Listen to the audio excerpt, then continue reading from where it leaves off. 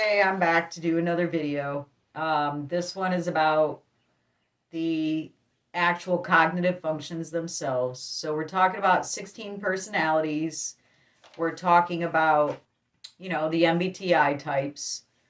Those are based off of 16 different possible ways that the four cognitive functions in their two attitude expressions that actually make up eight different cognitive function abilities, okay? We're talking about the 16 different ways those can be grouped into four packs to create the ego type, or what your MBTI type or personality type is.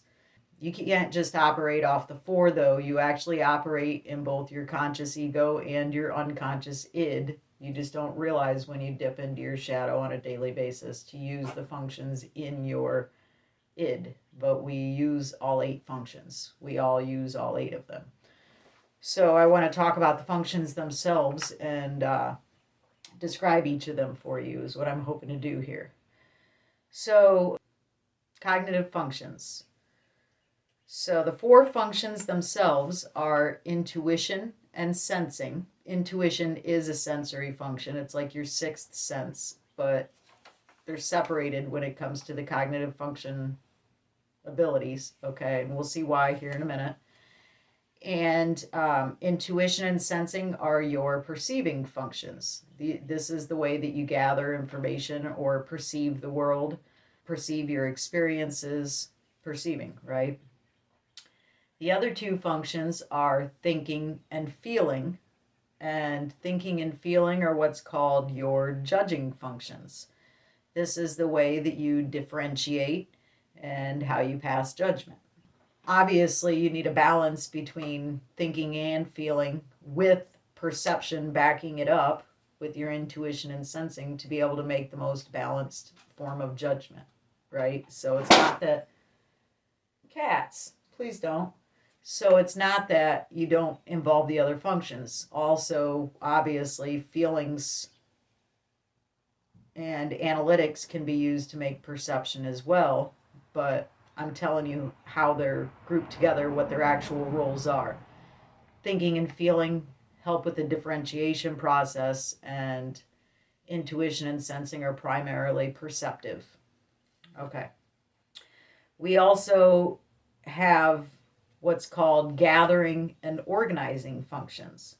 Basically, the easiest way to define or identify those is all four of the functions in extroverted attitude or extroverted expression are gathering, meaning that they continue to pull information without refining it, or pull experience without refining it, right? All four of the introverted functions are organizing, which means that they like to they take gathered information and they like to refine it and organize it, right? All the introverted are organizing and all the extroverted are gathering. We also have what I call tangible and intangible functions. Out of the judging functions, thinking would be your more tangible function. It can be more measured and calculated and approved and reproved.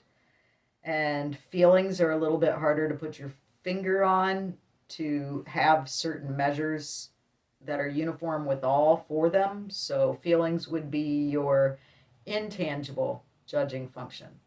When it comes to the perceivers, I think we could all say that the senses are the tangible. Sensing is the tangible. You think about your five senses: sight, hearing, taste, sound, feeling. Those are tangible. So is your own acuteness or awareness of your body itself. That's tangible, okay? Intuition is the intangible aspect of your senses. It's like your sixth sense, and that's why a lot of people don't recognize or understand their own intuition, although we all have intuition. It's placed somewhere in our cognitive function stack for our use. So that's tangible and intangible. Okay.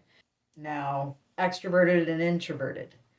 Functions that are extroverted are more about how we connect to our external environment, community, and the environment itself, or our awareness of our environment, community, and the overall world environment itself.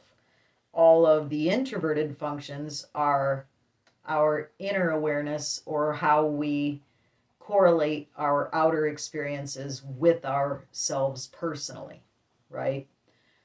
So that's how we can describe the introverted and extroverted aspects of that.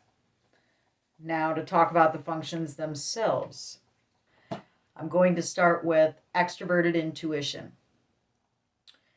Okay, so extroverted intuition is a possibility seeker.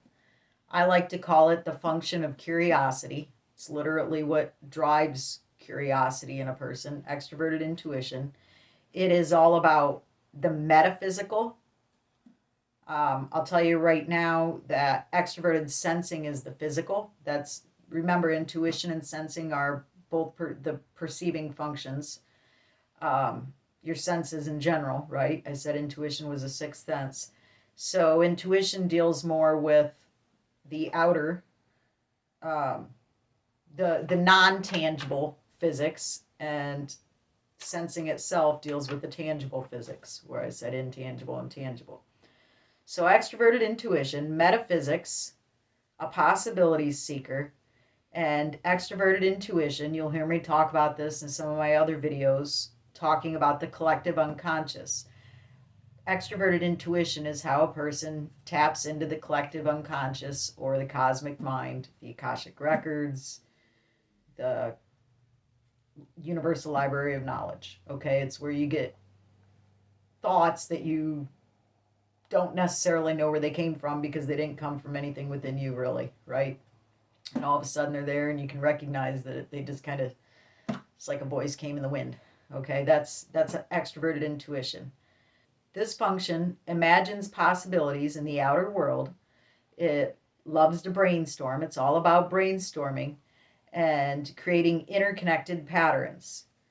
Like I said, it's a very curious function, an exploratory opportunity scout, and you can see it a bit like a free-spirited detective that remains vague in its interpretation, but likes to fill in the blanks and crack codes.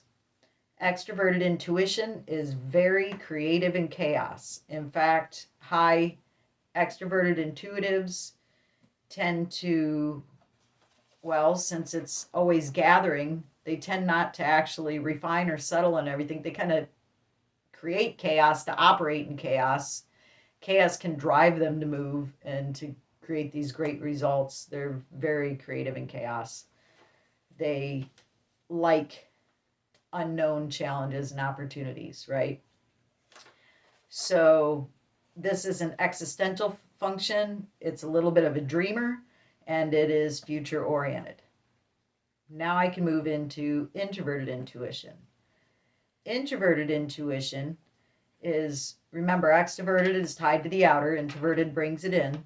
Introverted intuition is an essence seeker. It's tied to your willpower, and it is tied to the individual unconscious, or an ability to see more clearly the shadow side of your id than most other people would be able to see if it's in a high position. So introverted intuition zeroes in on the most singular essence or highest meaning of things. It will look at a cause, an effect. It will look at all kinds of concepts, other things, anything out there, and it will find out how they correlate with each other and what the root or the core correlation is. And introverted intuition is the function where you could take two things that other people might think to be completely unrelated, but you find the way that they relate to each other, and you can break it down to that core of how they relate to each other with that function. It's really good with philosophy, theory, concepts, patterns, analogies, metaphors, and piecing together the bigger picture. I'd like to mention that extroverted intuition is also very philosophical. Well, introverted intuition will take that philosophy and create theories. It's a theorizer. Okay. That's, again, the essence of it, creating a theory out of it. Taking those patterns, concepts, metaphors, analogies, again, piecing it all together, right? Where I said that extroverted intuition is very creative in chaos, well, introverted intuition dislikes chaos and surprises. That's because this one, as I said earlier, is an organizing function. It's not gathering. It gets so much and then it wants to organize it and refine it and define it. They're both perceiving, they're both existential, and this one is also a dreamer and future oriented. There's a couple functions in here that are chapter talkers. Introverted intuition is one of them. I'm an introverted intuition ruler or hero, apex. So there you go. So the next function is extroverted sensing. So with extroverted sensing, this one is a sensation seeker, new experiences, hands-on, okay? Extroverted sensing is about physics itself and awareness of the physical world. So extroverted sensing observes details here and now in the outer world through our physical senses. It is alert, hands-on, experience-oriented, details-focused, and has a very acute environmental awareness. It's a very adventurous function. It's gathering, that experiential aspect. And again, it's one of the perceiving functions. It's very active and energetic. Again, it's a tangible function. Extroverted sensing is a present tense or present oriented function. As far as self-awareness, it's got more of an observatory self-awareness than the experiential self-awareness. Okay? Introverted sensing is that true self-awareness.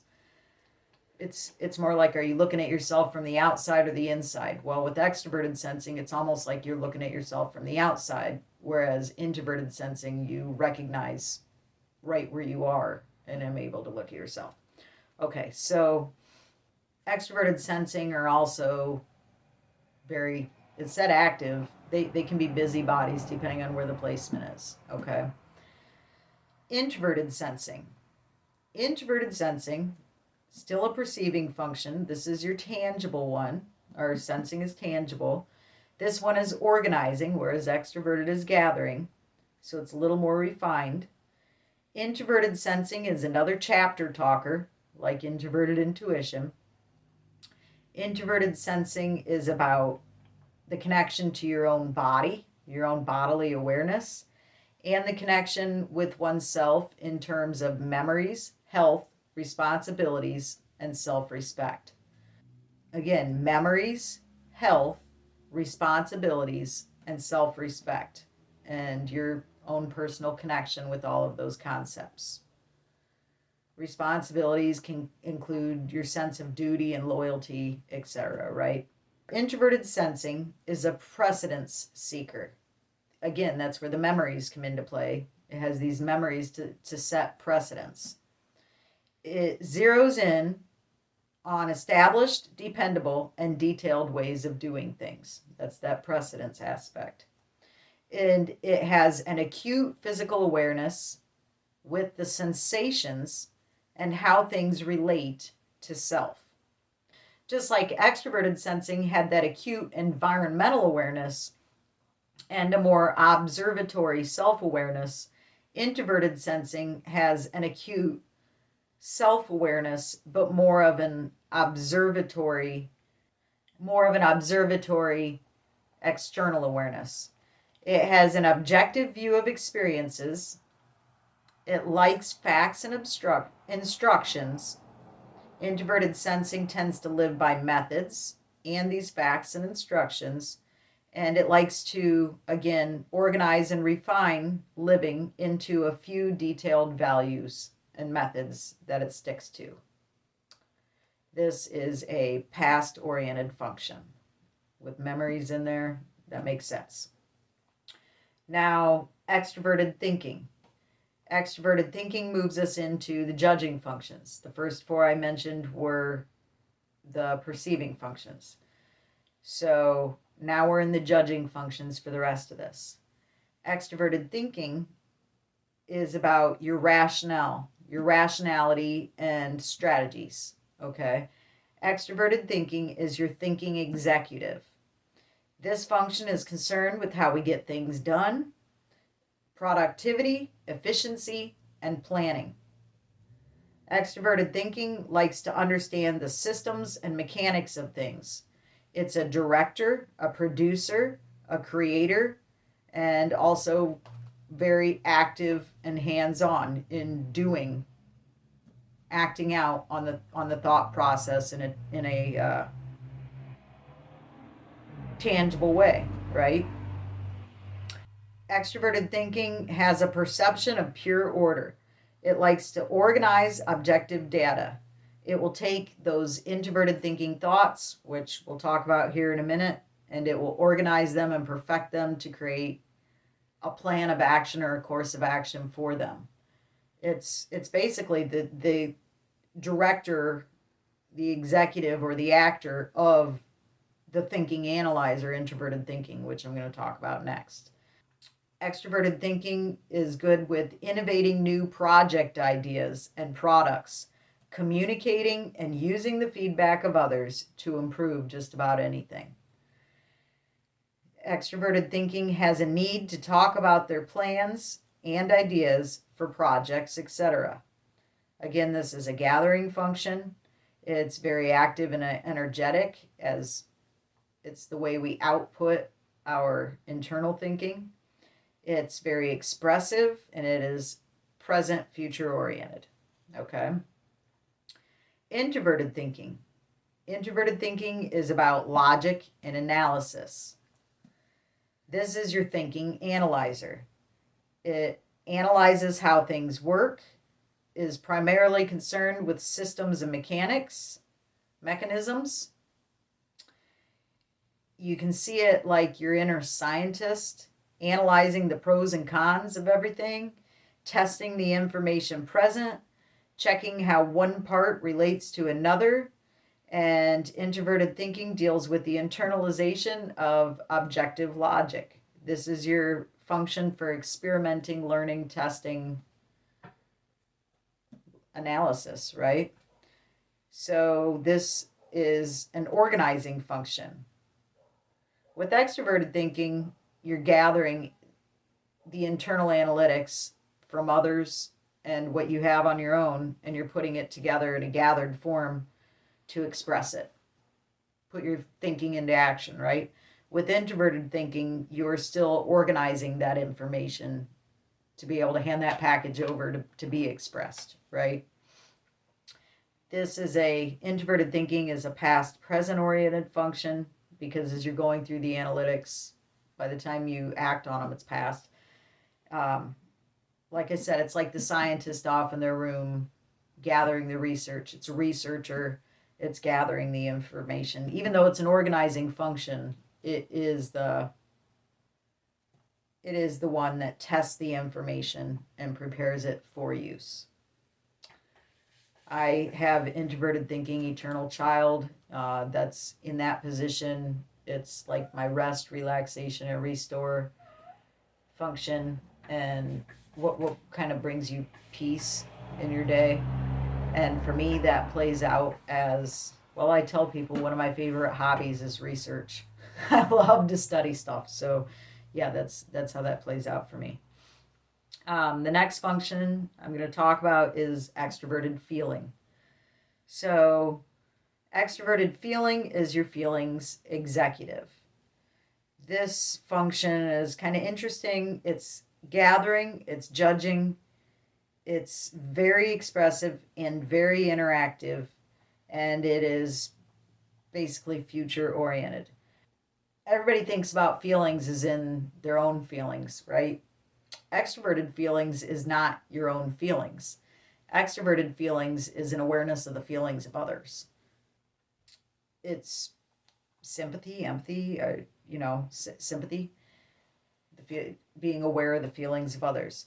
So I'm going to talk about extroverted and introverted feeling a little bit together here for a second.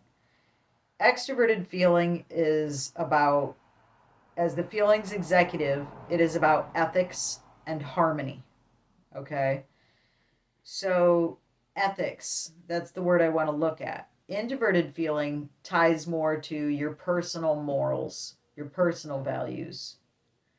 And extroverted feeling, the ethics or the group or world or organizational values. So I kind of see that like with religion and spirituality. A person's spirituality is more so their personal view of a belief.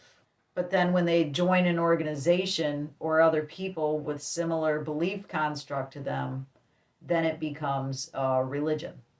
You see, so like spirituality is more the introverted aspect and the religion's more the extroverted aspect, just like morals are more the introverted aspect and ethics are more the extroverted aspect.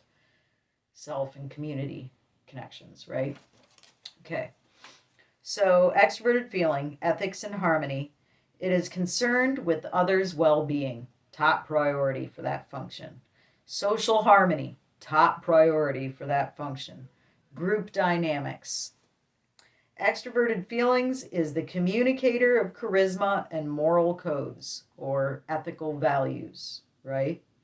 It's the director of tribe harmony. It's sympathetic and all about the tribe and their emotional states and needs. Because it talks or is so focused on the emotional states of hopefully self too, but of the overall community or group, well, what do we call gossip? It's considered a little gossipy, okay? Because it is very expressive. It's another one of those that needs to talk out their emotions and other people's emotions with others to be able to work through them. Kind of like the extroverted thinking has to talk about their plans and their ideas and projects to work through them. Extroverted feeling needs to talk out emotions and emotional nature things and feelings to work through them. Usually we don't say when somebody's telling you about the house they're building or whatever, or details of something, we don't call that gossip the same way for some reason. But whenever it has to do with emotions or other people, then it's gossip. Well, so I guess extroverted feeling is the function of gossip, if that's the way we're going to look at it, right? So this function, extroverted feeling, is all about figuring out how does the tribe feel about this issue and how can we bring the tribe into harmony if there's differences, right? Again, this is a gathering function. It's expressive and interactive. And then the last one to mention is introverted feeling. And this one's about morals and authenticity.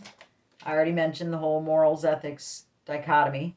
Authenticity, self-expression, right?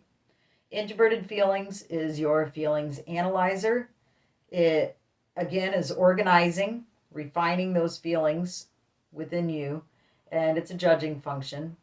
It is expressive, but it's more self-expressive, more clearly artistically self-expressive. It can be verbally expressive, but not necessarily verbally expressive.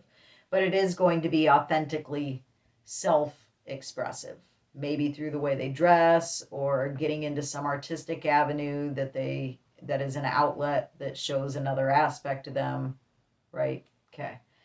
So introverted feeling analyzes how things feel, and it is concerned with personal values, tastes, and morals, your inner harmony. Introverted feeling is all about self-expression. Your own beliefs are what matter.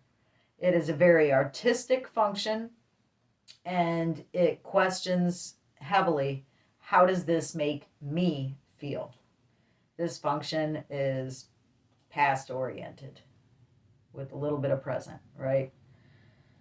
So those are the functions introduced, and I'll give you just this little list and then I'll end it there. This little list here, I'm going to say the function and then I'm going to say 3 words that are kind of like a breakdown of describing the functions with some little phrases, because this is interesting too. So the first one is introverted intuition, and the 3 words paired with it are knowing, hidden meanings, and what will be. For extroverted intuition, the 3 words are creating, future possibilities, and what could be. For introverted sensing, the 3 words are preserving, long-term memory, and what was. For extroverted sensing, the 3 words are doing, excitement seeking, and what is. For introverted thinking, the 3 words contemplating, internal framework, and why it is. For extroverted thinking, the 3 words are systematizing, external framework, and how to do it. For introverted feeling, the 3 words empathizing, inner morals, and what is important.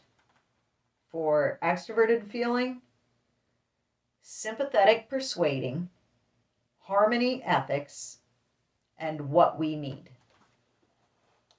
So that's an introduction to each of the functions themselves. I'll probably do a video sometime here in the near future on the archetypal power roles of the 8 cognitive functions in ego and id for where they get placed. Each of those functions get a place within ego and id that adds another dichotomy to how they behave besides what their actual jobs are that I just told you about. And where they're placed actually creates a secondary aspect of their behavior with those jobs. And then I'll go ahead and I'll talk about the mental integration or turnings in the human life experience for mental growth that we all go through between the 4 mindsets after I talk about those placements. Those come up in future videos, so keep your eye out if you're interested in any of this. Anyway, thanks for watching. I hope you learned something. And have a good night, good day, good morning, whenever you watch this,